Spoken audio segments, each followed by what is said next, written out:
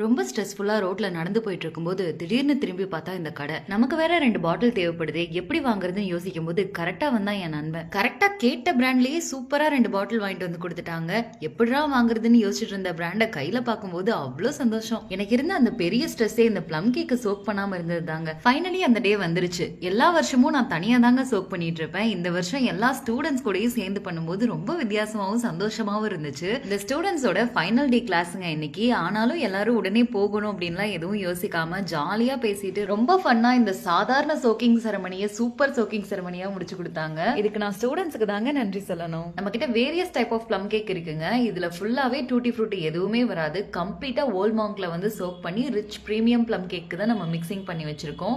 இதுல dried kiwi, apricot, plums, செரி, Ryzen, cashew இந்த மாதிரி பிரீமியமான ஐட்டம்ஸ் மட்டுமே நாங்க போட்டு சோக் பண்ணிருக்கோம். என்னடா ஒரு மாசம் தான் இருக்கு, இப்ப சோக் பண்ண என்ன டேஸ்ட் இருக்க போகுதுன்னு நினைக்காதீங்க. நம்ம கிட்ட ஆல்ரெடி 1 இயருக்கு முன்னாடி சோக் பண்ண ஃப்ரூட்ஸும் அவைலபிள் இருக்கு. நம்ம ரிச் பிளம்ல 1 இயர் சோக்டு ஃப்ரூட்ஸ் தாங்க யூஸ் பண்ணி பண்றோம். சோ டேஸ்ட் தரமா இருக்கும். பிளம் கேக்ஸோட புக்கிங்ஸ் போயிட்டு இருக்குங்க. யாரும் மிஸ் பண்ணிடாதீங்க. சூப்பர் டேஸ்டியா யம்மியா ஒரு அஃபோர்டபிள் பிரைஸ்ல பிளம் கேக் சாப்பிடணும்னா கேக் ஸ்டோரியை கான்டாக்ட் பண்ணி உங்க பிளம் கேக்ஸை ப்ரீ புக் பண்ணிக்கோங்க. டிஸ்கிரிப்ஷன்ல பிரைஸ் டீடைல்ஸ் எல்லாமே கொடுக்குறேன். பல்க் ஆர்டர்ஸ் ஆல்சோ நம்ம எடுத்து பண்ணிக்கிட்டு இருக்கோம். வேணும்ன்றவங்க ப்ரீ புக் பண்ணிக்கோங்க. ஸ்கிரீன்ல வர நம்பரை நோட் பண்ணி வச்சுட்டு கால் பண்ணி டீடைல் கேட்டுக்கோங்க.